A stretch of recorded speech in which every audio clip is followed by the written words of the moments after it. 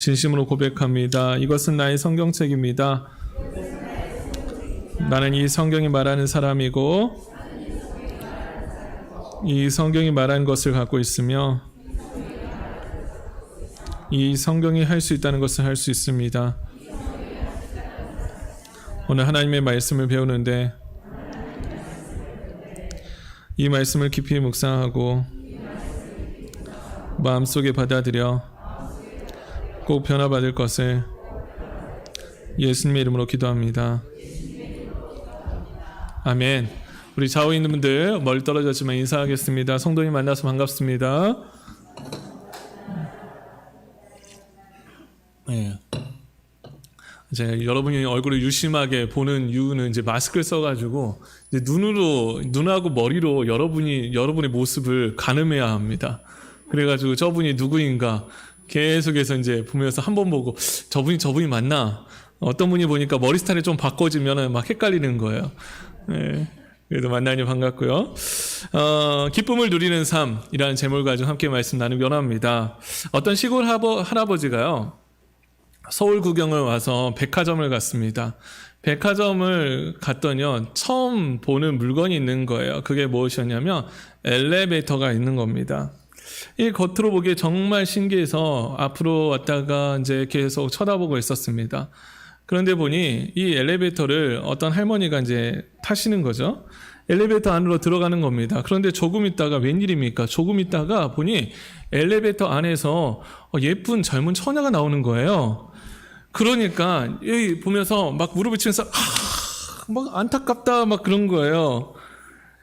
왜요? 네, 이런 것이 있는 줄 진작 알았더라면 우리 할망구를 데려올 텐데. 여러분 지금 이야기를 들으면서도 유머인데 웃지 않다면 지금 내가 지금 마음이 어려운 거죠. 사람은 웃어야 할 때 웃고요. 울어야 할 때 울 줄 알아야 합니다. 그게 정상이죠.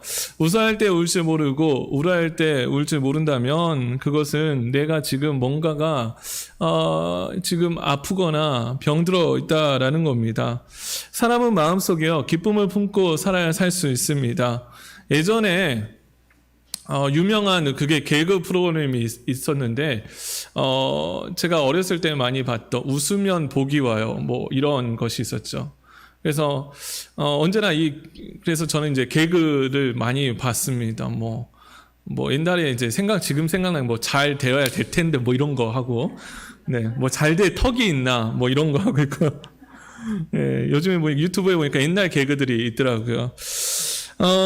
여러분 마음속에 기쁨이 없는 사람은요 여유가 없는 것이죠. 그래서 좋은 것을 봐도 좋은 줄 모르고 그냥 지나치게 됩니다. 여러분 마음속에는 참 기쁨이 있습니까? 여러분 기쁨이 늘 소유하시기를 소망합니다. 근데 혹시 마음에 어두운 그늘이 있고 불평불만하며 살고 있지 않은지 낙심하고 있다는 것은 진정한 기쁨을 누리며 살지 못한다는 것이죠. 그리스도인들은 언제나 기쁨이 있는 삶을 살아야 합니다. 그래서 예수님께서 기쁨을 주신다. 그래서 데살로니가전서 보면 항상 기뻐하라. 쉬지 말고 기도하라. 항상 기뻐하라. 우리에게 기쁨이 있어야 한다는 것이죠. 데일 카네기의 웃음 예찬이라는 글이 다음과 같이 말하고 있습니다. 웃음 없이 부자된 사람이 없고 웃음을 가지고 정말 가난한 사람도 없다. 웃음은 가정의 행복을 더하며 사업에 활력을 불어넣어주며 친구 사이를 가깝게 하고 피곤한 자에게 휴식이 되며 실망한 자에게 소망이 되고 우는 자에게 위로가 되고 인간의 모든 독을 해독하는 해독제다. 그래서 웃음은 다른 사람으로부터 빌릴 수도 없고 살 수도 없으며 도둑질할 수도 없다. 결론적으로 보면요, 이 웃음이란 것은 마음속에서 나와야 한다는 것입니다. 그런데 문제는요, 이 기쁨이 있을 때 우리가 웃는데 기쁨은 우리가 만들어낼 수 있습니까? 아니죠. 사람들은 기쁨을 얻기 위해서 많은 노력을 합니다. 사람들이 기쁨을 얻는 방법은 어떻다고 생각하냐면 많은 것을 얻을 때 기쁘다라고 생각합니다. 그러나 여러분 많은 것을 얻는다고 해서 기쁨이니까 기쁘지 않죠. 잠깐의 기쁨이 있지만 영원한 기쁨은 주어지지 않습니다. 오늘 본문은요, 예수님께서 제자들에게 마지막으로 가르치시는 장면입니다. 이 장면을 통해서 어떻게 하면 우리가 기쁨을 얻는 삶을 살 수 있을지 우리가 보기를 원하는데, 그런데 예수님은 오늘 처음에 16장에 보면요, 처음부터 예수님은 기쁨이 있다라고 말하지 않고 환난이 있다라고 말합니다. 닥칠 일, 환난과 핍박을 당하기 때문에 이 세상이 미워하기 때문에 환난과 핍박이 있다라는 거예요. 그래서 예수님은 1절에 이것을 이름은 목적이 있다는 것이죠. 왜 이것을 말씀하시냐면 실족하지 않게 하시려고. 실족한 일이 많다는 겁니다. 실족하지 않게 하려고 이 환난과 핍박을 당할 때 꿋꿋하게 서게 하기 위해서 가르치신다는 거죠. 어떤 환난이 있다고 말합니까? 2절 우리 한번 읽어볼까요? 2절 시작. 사람들이 너희를 출교할 뿐 아니라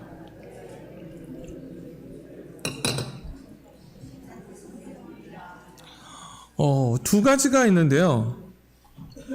이 핍박을 당하는데 환난이 있는데 환난을 당하고요. 출교, 공동체에서 쫓겨난다라는 거예요. 쫓겨나고 심지어 죽임당한다는 것이죠. 여러분 38년 된 병자, 그 다음에 남에서부터 소경된 사람이 나았을 때 이 예수를 믿으면 어떻게 되냐면 출교한다는 거예요. 그냥 출교. 나는 이 공동체뿐만 아니라 다른 공동체도 있는데 뭐 출교한다고 무슨 상관이야. 나는 나 혼자 살면 되지. 그게 아니에요. 출교한다는 것은요, 완전히 공동체도 떨어져서 관계를 맺을 수가 없습니다. 사람은 어떻게 살아갑니까? 우리는 관계를 맺고 살아가잖아요. 그렇지 않습니까? 우리는 관계를 맺고 살아갑니다. 왜 지금 우리가 코로나 사태 속에서 왜 힘들어합니까? 이 관계가 단절되니까 힘들어하는 것이죠. 대면할 수 없으니. 그래서 어떤 사업상의 어려움도, 왜 그런 사업상의 어려움이 발생합니까? 대면할 수가 없어서 그렇죠. 관계. 그래서 이 어려움이 있다라는 거예요. 출교라는 것은요, 엄청난 어려움이 있는 겁니다. 그 다음에요, 출교뿐만 아니라 죽인대요. 여러분, 예수 믿는 것이요, 핍박당하고 죽인다고 한다면 아무도 예수 믿지 않을 겁니다. 여러분, 전도하는데 여러분 예수 믿으면 여러분 이제 힘들 겁니다. 환난이 있습니다. 심지어 예수 믿으면요, 핍박이 있대요. 세상이 미워한대요. 이렇게 전도를 당해보신 분 계십니까? 아니요, 한 사람도 없습니다. 예수 믿으면 뭐가 있다고 말하죠? 복이 있다고 말하잖아요. 예수 믿으면 참된 영생의 복이 있습니다 라고 말하잖아요. 근데 이 두 가지 말이 틀리지 않는 말이죠. 예수 믿으면 영생의 복이 있죠. 근데 예수 믿으면요, 세상이 우리를 미워한대요.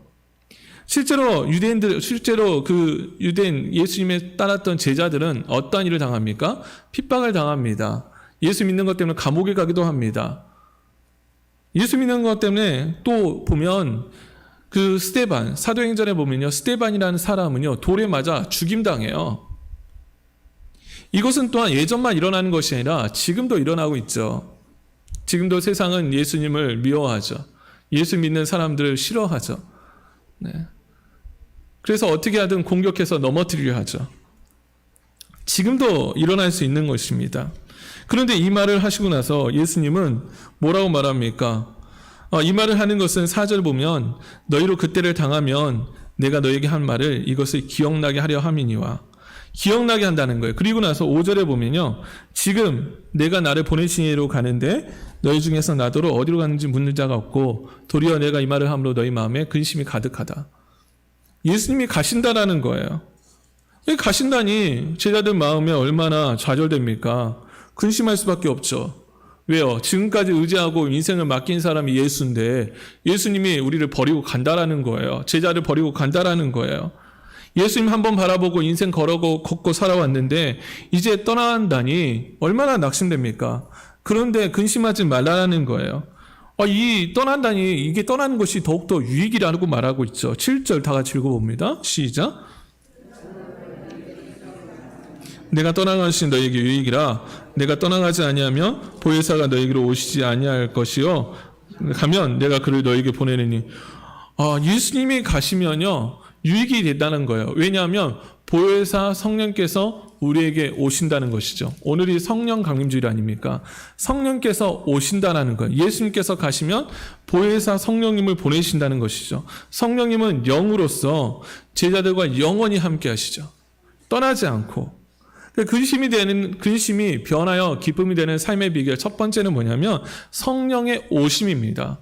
성령의 충만함이 기쁨이 넘친다라는 거예요. 그래서 성령의 충만함을 위해서 우리는 기도해야 합니다. 성령께서 함께 하시면 좀 이따가 부를 찬양인데 내가 매일 기쁘게 순례의 길 행함은 주의 팔이 나를 안보하며 내가 주의 기쁨을 참되 얻는 비결은 주의 영이 함께 함이라. 성령이 계신다라는 것이죠. 성령께서 어떻게 합니까? 우리를 위로하시고 진리 가운데 인도하신다는 겁니다. 그런데 이제 성령께서 하시는 일을 예수님은 8절과 9절부터 이제 11절까지 말씀하시는데 성령께서 하시는 일요 8절 우리 다 같이 읽어봅니다. 시작. 의에 대하여 심판에 대하여 세상을 책망하시리라. 책망하신다는 거예요. 성령께서 하시는 일, 예수님 성령이 오셔서 하신 일을 책망한대요. 책망이라는 단어가요, 원어적인 의미를 봤더니 폭로하다, 누군가에게 진리를 납득시키다, 고소한다라는 의미가 있습니다. 여러분, 책망과 기쁨이 거리가 가깝나요, 멀나요? 여러분 한번 물어볼까요? 여러분, 누군가가 여러분 잘못을 지적한다면 여러분 기쁘신가요? 아니면 열을 받나요? 기쁜가요? 열받나요? 열받죠. 책망. 이 책망이 아니라 비난 들으면 더욱더 그렇죠. 비난을 들으면. 그러나 그것을 경고로 받아들이고 수정한다면 뭐가 될 수 있습니까? 유익이 될 수 있다는 거예요. 여러분 생각해 보세요. 우리가 지금까지 자라온 것은요, 부모님의 책망이 있었기 때문이죠. 부모님이. 그렇지 않습니까? 부모님이 우리에게 잘못된 행동을 고치게 하고 그 잘못된 행동을 수정하며 책망하죠. 여러분, 관심이 없으면 책망합니까? 안 합니까? 안 하죠. 여러분, 길거리 가다가 어떤 아이가 잘못된 행동을 하고 있어요. 그러면 가가지고 책망합니까? 너 그렇게 행동하면 안 돼. 너 그렇게 행동하면 안 되고 이거는 안 좋은 일이야. 혹시 하시는 분 있습니까? 요즘 같은 세상에 못하죠. 특히 중학생은 중2병 때문에 중2 애들 건들면 안 된다고 하지 않습니까? 무섭죠, 우리 아이들이. 그런데 보니까 그 안에 무리 중에 우리 애가 있는 거예요. 우리 애가 잘못된 행동만 있어요. 그러면 어떻게 합니까? 어떻게 행동하죠? 그냥 모른 척 합니까? 아니죠. 가가지고 머리끄댕이를 끄집어 당겨가지고 데리고 가가지고 야 이놈 나쁜 새끼 뭐 그러면서 죄송합니다. 말이 좀 그런데 어떻게 합니까? 잘못된 행동을 책망하는 거죠. 책망합니다. 여러분, 관심이 있으니까 하는 거예요. 그래서 성령께서 하시는 일은 뭐냐면 하나님을 믿지 않는, 여기서 죄라는 것은요, 하나님 믿지 않는 죄라는 거예요. 하나님 믿지 않는 죄를 깨닫게 하시고 그 다음에 그 완전한 의의 기준을 깨닫게 하시고요, 그 드러내 보이셔서 결론적으로 원하는 것은 뭐냐면 이 기쁨, 하나님과의 바른 관계를 회복하게 하시기 위해서 우리를 주장하신다는 거예요. 그러니까 우리가 잘못된 길로 갈 때 우리 양심, 우리 성령께서 우리 안에 역사하셔서 우리에게 이렇게 경고하시죠. 너 그렇게 행동하면 안 돼. 혹시 그런 걸 경험해 보신 분이 계십니까? 내가 어떤 계속해서 유혹에 이끌려서 계속 가는데 성령께서 내 마음을 주장하신 거예요. 너 그렇게 살면 안 돼. 너 그렇게 하면 안 돼. 그건 죄야. 그건 잘못된 행동이야. 말씀을 깨닫게 하시면서 성령께서 그 말씀을 깨닫게 하시는 것이죠. 말씀이 떠오르게 하시고, 그래서 어떻게 합니까? 그것에 악에 빠지지 않게끔 하시는 것이죠. 그래서 기쁨을 주시는 겁니다. 그래서 이 심판을 받게 하지 않으시려고, 심판에 대한 세상을 책망하셔 심판을 받게 하지 않으시려고. 그래서 성령님은 어떻게 합니까? 우리를 13절에 보면요, 그러나 진리의 성령이 오시면 그가 너희를 모든 진리 가운데로 인도하시리니, 이 예수님이 하신 말씀으로 인도해 가신다는 거예요. 그래서 이미 예수님은 요한복음 14장에 26절에 보혜사, 곧 아버지께서 내일 보내실 성령, 그가 너희에게 모든 것을 가르치고 내가 너희에게 말한 모든 것을 생각나게 하시리라. 그래서 성령께서 우리를 가르치시고 인도하시기 때문에 기쁨이 있다는 겁니다. 예수님의 첫 번째 제자들은요, 예수님의 가르침을 이해할 수 없었습니다. 그런데요, 이들이 어떻게 됐을까요? 성령, 마가의 다락방의 오순절의 성령 강림 사건 이후에 제자들은 예수님의 말씀을 알게 되었죠. 그리고 담대하게 복음을 증거하고요. 기쁨이 있었어요. 이 성령의 인도하신 말미암아 기쁨이 넘쳤어요. 공동체가 나눔이 있는데요. 기쁨이 넘쳤어요. 성령이 오시고 나서의 그 기쁨이 충만해진 것이죠. 여러분, 이 기쁨이 있기를 소망합니다. 근심이 그래서 성령의 인도함 받으면요, 기쁨이 있다라는 거예요. 그래서 기쁨이 내가 왜 없을까? 그럼 성령의 인도함이 없다라는 거죠. 성령이 충만하지 않기 때문에 기도해야 합니다. 하나님, 내 안에 성령을 충만하게 앞서서. 두 번째 근심이 기쁨이 되는 비결은 뭐냐면 부활하신 예수님을 믿는 것입니다. 예수님께서 이제 성령에 대해서 말씀하시고요. 16절에 이렇게 말씀하십니다. 다 같이 읽어볼까요? 시작.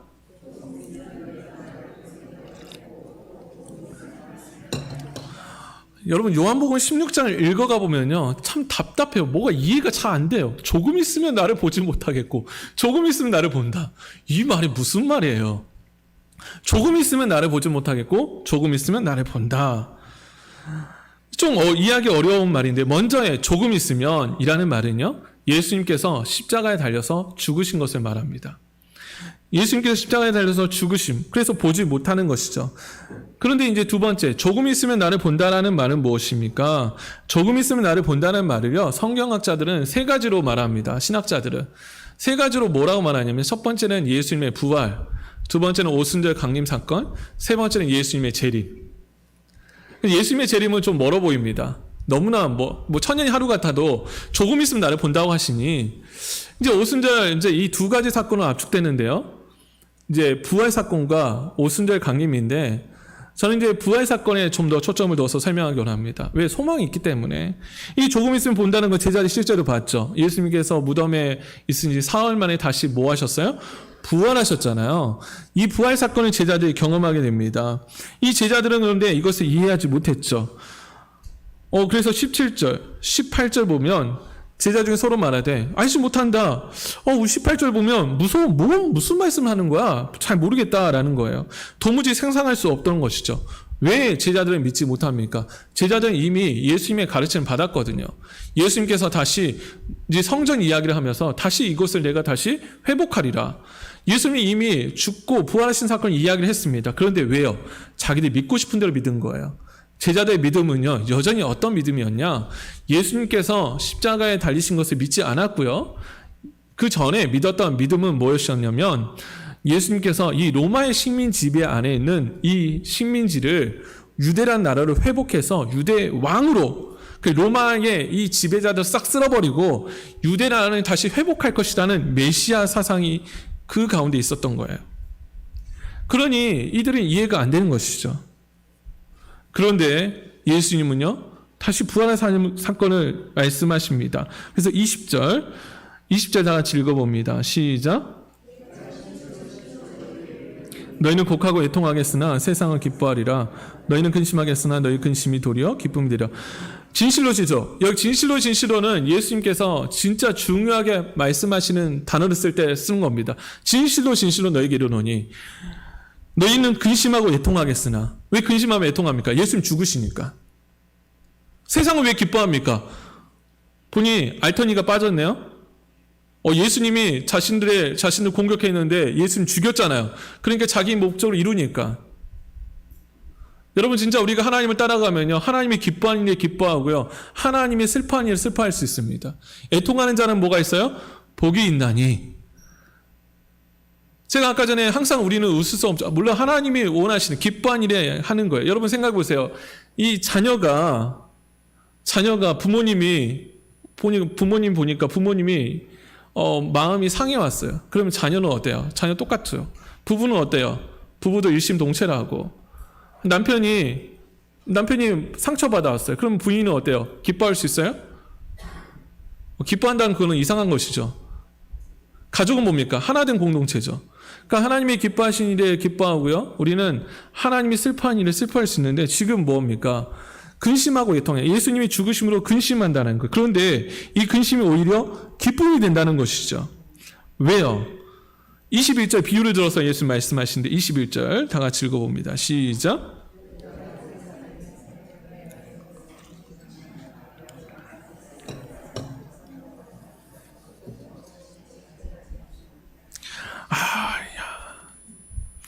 여자가 해산하게 되면 여러분 아이를 낳아 보실 때 어떠셨어요?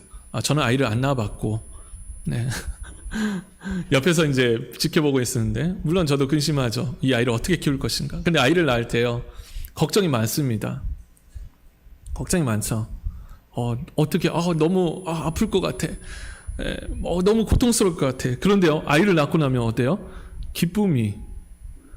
제가 이제 물어보거든요. 우리 성도님들에게 언제 기쁘셨어요? 라고 말했을 때, 언제 기쁘다고 말한 줄 아세요? 아이를 낳았을 때요. 아이를 만났을 때. 그때 너무 기뻤다고. 여러분, 그러니까 아이를 낳고 또 낳잖아요. 힘들어도. 어떤 분은 낳고. 우리 보니까 요람에 보니까 많이 낳으셨더라고. 야, 대단하시다. 근데 왜 이 표현을 왜 쓰십니까? 예수님께서 십자가에 죽으시는데 조금 후에 뭐 하십니까? 부활하시기 때문에. 이건 부활하신 예수님이기 때문에 기뻐할 수 있다는 거예요. 왜 어려움이 있을 때 우리가 웃으라는 겁니까? 애통할 때 우리는 울어야 되지만, 근데 그 이후에 왜 기뻐할 수 있습니까? 따라합니다. 부활에 소망이 있기 때문에. 여러분, 우리에게 소망이 있다라는 거예요. 예수님께서 죽음마저 이기시고 부활하신 소망. 우리는요, 결말을 아는 자이잖아요. 우리의 결말은요, 망하는 거예요, 잘 되는 거예요. 네, 여러분 확신이 없으시군요. 우리의 결말은 망하는 거예요, 잘 되는 거예요. 잘 되는 거잖아요. 우리는 어디 갑니까? 예수 믿은 자에게는 천국 가잖아요. 우리는 영원한 기쁨이 있는 곳이 있잖아요. 우리는 그곳에 가잖아요. 어떤 사람만요? 예수 믿는 사람이. 그래서 여러분, 우리의 결말은요, 실패가 아니에요. 낙담이 아니에요. 이제 고생 끝 행복 시작이에요. 언제? 주님 만나는 그날, 우리 하나님 앞에 다시 서는 그날. 그래서 우리 그때 이제 천국에서 만나보자. 그날 아침 거기서. 천국. 우리 소망이 있다는 거죠. 또 우리는 우리 성경 말씀에 이런 말씀 있지 않습니까? 따라합니다. 모든 것을 합력하여 선을 이루신다. 우리의 결말은 멸망이 아니라는 거예요. 그렇기 때문에 부활하신 예수님을 믿기 때문에 우리 기쁨이 있다는 거죠. 세 번째, 근심이 기쁨 되는 삶의 비결은 세 번째는요, 예수님이 이 말씀하시고 이렇게 말합니다. 예수님 이름으로 기도하라 라고 말해요. 우리가 한번 23절 24절 다 같이 읽어봅니다. 시작. 네, 묻지 아니하랴. 내가 진실로 너에게 이르노니 그것은 주시리라. 지금까지는 구하라. 내 이름으로 아무것도 구하지 아니하였으니 구하라. 그러면 받으니 너희 기쁨이 충만하리라. 오, 할렐루야. 기쁨을 얻는 방법이 뭡니까? 기도하며 기쁨을 받는데요. 기도하며 기쁨이 충만하대요. 예수님께서는 제자의 주의를 집중하면서 다시 한번 진실로 말하죠. 너희가 무엇인지 아버지께 구하는 것을 내 이름으로 주시리라. 14장에도 이미 말씀하셨고요. 15장 16절에 이미 말씀하셨어요. 예수님의 이름으로 기도하며 주신대요. 예수님 이름으로 기도하면 기쁨이 충만하대요. 예수님 이름으로 기도하면. 구약에서는요, 하나님 앞에 나아갈 수 없어서 어떻게 합니까? 제사장을 통해서 하나님 앞에 나아가지 않습니까? 그런데 예수님의 십자가의 사건으로 예수님 앞에 우리가 나아갈 수 있다는 거예요. 아레이 토레 목사님 쓰신 책에 이러한 예화가 나옵니다. 호주에서 집회를 하다가 한 사람이 쪽지를 건넸어요. 목사님, 저는 지금 혼란에 빠졌습니다. 저는 장로교인으로 30년 동안 신앙생활을 했고 25년 동안 주일학교 교장, 20년을 장로로 교회에서 봉사를 했습니다. 그런데 문제는 하나님께서 제 기도에 응답해 주시 않는다는 겁니다. 이해할 수가 없습니다. 그 이유를 설명해 주십시오. 이런 쪽지가 올라왔어요. 집회 도중에. 그 이튿날 이 아레이 토레 목사님이 강단에 올라가서 이렇게 대답했습니다. 그의 대답은 이건데, 이렇게 훌륭하게 하나님을 섬겨온 분이 기도 응답을 받지 못한 이유는 예수님의 이름이 아니라 자기의 이름으로 기도했기 때문입니다. 예수님의 이름이 아니라 자기가 섬겨왔던 그것으로 공로를 의지하여 기도했던 것이죠. 예수님의 이름으로 구해야 되는데, 이 베샬롬 교회를 섬기는 김영희 목사님이 이렇게 설명합니다. 만일 우리가 하나님께로부터 기도의 응답을 받기 원한다면 우리는 하나님으로부터 기도의 응답을 받을 권리가 있다는 생각을 완전히 포기해야 합니다. 우리는 원래 죄값으로 멸망받아 지옥에 갈 수밖에 없는 존재였습니다. 그러나 예수님께서는 하나님께 무엇을 청구할 권리와 자격을 갖춘 분이십니다. 그래서 우리는 예수님의 이름으로 구하는 것입니다. 예수의 이름으로 기도할 때 뭐가 충만하다고요? 기쁨이 충만하다라는 거예요. 여러분, 우리의 기도 생활은 어떻습니까? 여러분, 기도하며 기쁨이 충만하십니까? 기도해서 기쁨의 충만을 느껴본 적이 있으십니까? 여러분, 기쁨이 충만해야 되는데 이런 것을 하고 있지 않는다면 먼저 뭘 하고 있지 않는다는 겁니까? 기도하지 않는다는 거예요. 기도하는데 여전히 독백처럼 느껴진다면 어떻게 합니까? 그냥 일어서서 나가야 될까요? 아니라는 것이죠. 계속 기도하라는 거예요. 구하라. 그리하면 주시리니 너희 기쁨이 충만하리라. 기쁨을 얻을 때까지 기도하라는 거예요. 기도하기로 했다면 하나님의 임재를 느끼고 평안과 기쁨이 느껴지도록 충만하도록 계속 하는 겁니다. 답답하면 하나님 이렇게 말하는 거예요. 따라합니다. 기도하는 게 안 됩니다. 따라하겠습니다. 기도하는 게 안 됩니다. 도와주십시오. 하나님 저의 상황을 아시고 인도할 줄 믿습니다. 아멘. 그래서 항상 기도하는 거예요. 너희 기쁨이 충만하니. 지금 구하라 그리하면 받으니 너희 기쁨이 충만하니. 우리 낙심된 일이 얼마나 많습니까? 세상 속에. 얼마나 어려운 일이 많아요. 여러분 근심된 일이 많잖아요. 그런데 기도하면 뭐가 있어요? 기쁨이 충만하대요. 주님 주시는 참된 평안과 내 마음속에 흘러넘치니. 주님 주시는 참된 평화가 넘친다는 거 뭐 하면? 기도하면. 여러분 이 기쁨이 충만하길 소망합니다. 기도하면 근심된 일이 많아요. 근심된 일이 많을 때 그걸 가지고 기도하면요 기쁨이 있다는 거. 하나님 하시지. 하나님 역사하시지. 하나님 역사하시지. 그 예수님의 이름으로 기도할 때 예수님, 하나님, 나 예수님 이름으로 기도합니다. 나는 구할 자격이 없는 것을 압니다. 예수님 이름으로 구하라 했으니 구합니다. 기쁨을 충만케 하여 주옵소서. 한나가 기도하면서 어떻게 합니까? 기도하고 나서 다시는 수색하는 일이 없었더라. 기도하면 이런 일이 일어나야 돼요. 근데 기도하는데 계속 어떻습니까? 방해되는 세력이 있죠. 방해되는 세력. 예수님 이름으로 기도할 때 기쁨이 있기 원합니다. 네 번째 근심이 기쁨이 되는 비결은요. 예수님 안에 있는 겁니다. 25절부터 33절에 이제 보면 이제 내 이름을 구할 26절 그날에 너희가 내 이름을 구할 것이요 내가 너희를 위하여 아버지께 구하겠다는 말이 아니니 27절 이는 너희가 나를 사랑하고 네가 하나님께로부터 온 줄을 믿었으므로 아버지께서 친히 너희를 사랑하심이라. 하나님께 사랑하시기 때문에 구하라고 말씀하시고 이제 제자들이 예수 믿는다고 하자 다시 한번 예수님은 환난 받을 것을 말합니다. 그런데 이렇게 말씀하심은 왜 말씀하십니까? 33절 다 같이 읽어봅니다. 33절입니다. 시작.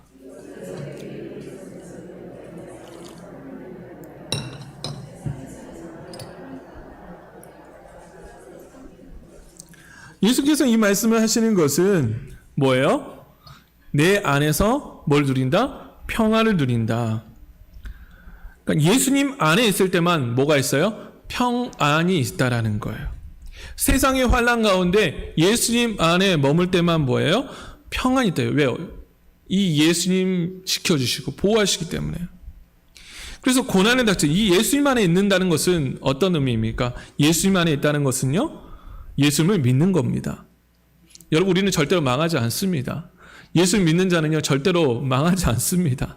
절대로 좌절하지 않습니다. 예수님 안에 머물고 있다면. 예수님이 지키시니까. 그래서 우리가 고난이 닥칠 때 어떻게 합니까? 환난을 당하나 뭐하라? 33절 보니까 담대하라. 왜요? 그 이유가 예수님이 세상을 이기셨기 때문에. 그래서 예수님 안에 머물 때 우리는 기쁨이 될 수 있습니다. 말씀을 정리하기 원합니다. 세상에는 환난이 있습니다. 근심 걱정이 있습니다. 위축되지 말라는 겁니다. 왜냐하면 예수님을 믿기 때문에 담대하라는 것이죠. 예수님은 세상을 정복하고 승리하셨습니다. 기독교의 복음은요, 예수님을 믿으면 환난을 겪지 않고 고통을 없애준다고 결코 말하지 않습니다. 그러나 예수님을 믿으면 우리는 승리하게 됩니다. 예수 승리가 나의 승리가 됩니다. 그래서 우리는 망하지 않고 좌절하지 않습니다. 예수 믿고 의지한다면, 예수 믿음으로 기도한다면, 성령 인도함을 받는다면 우리의 삶은 언제나 기쁨이 넘칩니다. 여러분, 환난과 근심 가운데 걱정됩니까? 예수 이름을 의지하여 기도하는 겁니다. 예수의 이름을 믿고 기도하는 겁니다. 성령으로 충만한 겁니다. 부활하신 그 예수님을 믿는 것입니다. 죽음마저도 이기신 예수님이 우리의 주님 되십니다. 여러분, 그래서 승리하시는 예수님을 믿고 기도하는 우리 모두가 되기를 원합니다. 기쁨이 넘치는 삶이 되길 원합니다. 여러분, 기쁨을 이 근심된 일이 많으나 그 가운데 우리는 어떻게 합니까? 부활하신 예수님을 믿고 소망하며 기도할 때 이 기쁨이 있다라는 거예요. 여러분 좌절하지 마십시오. 여러분 절망하지 마십시오. 우리가 예수 믿음 안에 있다면 우리는 결코 망하지 않습니다. 성령께서 우리를 충만케 하시고 기쁨으로 우리를 회복하게 하십니다. 여러분 기도하는 것, 성령으로 충만함을 위해서 기도하십시오. 내가 예수님 안에 머물을 위해서 기도하십시오. 그 가운데 이 부활의 소망을 간직할 수 있도록 기도하십시오. 그 가운데 우리 가운데 어떻게 됩니까? 우리 24절 말씀 읽고 우리 마무리하기 원합니다. 시작. 지금까지는 너희가 내 이름으로 아무것도 구하지 아니하였으나 구하야 그리하면 받으리니 너희 기쁨이 충만하리라. 아멘. 여러분 가운데 기쁨이 충만한 은혜가 있기를 소망합니다. 기도하겠습니다. 사랑하신 하나님, 환난과 근심, 고통이 많으나 하나님 이런 어려움이 있다고 분명히 제자들에게 말씀하셨고 그 제자들에게 우리에게도 말씀하십니다. 하나님 이 세상 살아가는 거 참 힘들고 어렵습니다. 아버지 예수 믿고 사는 거 쉽지가 않습니다. 그러나 그 가운데 기쁨을 주시고 그 문제를 해결하시는 그 주님 안에 머물 때 우리가 아버지 승리할 수 있고 우리에게 소망이 있다라고 말씀하십니다. 아버지 여러 가지 환난이 많으나 근심 걱정하지 않고 기도하며 성령으로 충만케 하여 주옵소서. 이 기쁨이 충만케 되기 원합니다. 평안함을 얻기를 원합니다. 담대하게 원합니다. 우리가 아버지 주여 그 모든 것을 합력하여 선 이루시는 하나님 믿고 나아갈 때 승리하게 하여 주옵소서. 감사하며 예수님 이름으로 기도합니다. 아멘. 우리 찬송가 300